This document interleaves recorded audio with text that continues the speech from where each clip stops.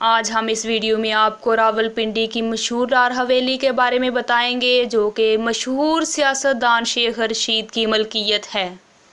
ये चॉइस हो कि लाल हवेली या जिंदगी, तो मैं लाल हवेली को चॉइस करूँ। पाकिस्तान बनने से पहले की बात है। जेहलम के खुशहाल हिंदू घराने के चश्मो चिराग बैरिस्टर धनराज सहगल सियालकोट में एक शादी की तकरीब में बदहा बाई को दिल दे बैठे।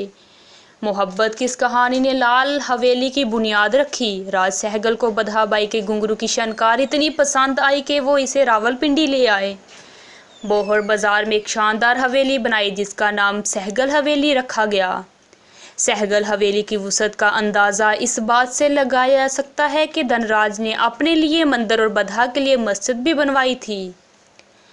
लेकिन आज मस्जिद, मंदिर और हवेली के दरमियान बहुत से घर हायल हैं।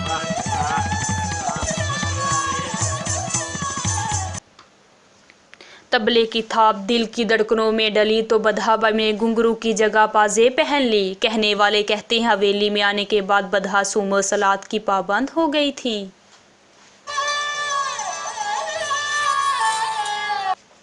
आज़ादी के बाद सहगल हिंदुस्तान चले गए और हवेली बदहा के नाम कर गए। मोहब्बत और बरसगीर की तकसीम ने बदहा को किरसी किरसी कर दिया। परेशानी इसके घर का रास्ता क्या देखा, यहाँ डेरे ही डाल लिए।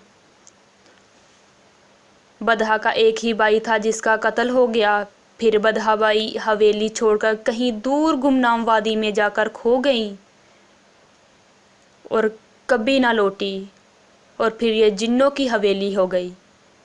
कोई इसे खरीदने को तैयार नहीं था, और अगर कोई इसे खरीदता तो वो मर जाता था। फिर शेख रशीद ने 5 लाख रुपए में ख़रीदा और सियासी सरगर्मियों का मरकज़ बना दिया। इसकी बालकनी ने भी बहुत शोहरत पाई। नवाज शरीफ जैसे मुमताज़ सियासतदानों ने इस बालकनी में खड़े होकर खिताब किया। शेख रशीद ने इसे नया रंग और नाम दिया, लाल हवेली। यूं यहाँ प्यार बिकता और ख्वाब खरीदे जाते थे, वहाँ अब सियासत की गुत्थियाँ सुलझाई जाती हैं। से माजरत के साथ कि सो गए लोग इस हवेली के, एक खिड़की मगर खुली है अभी।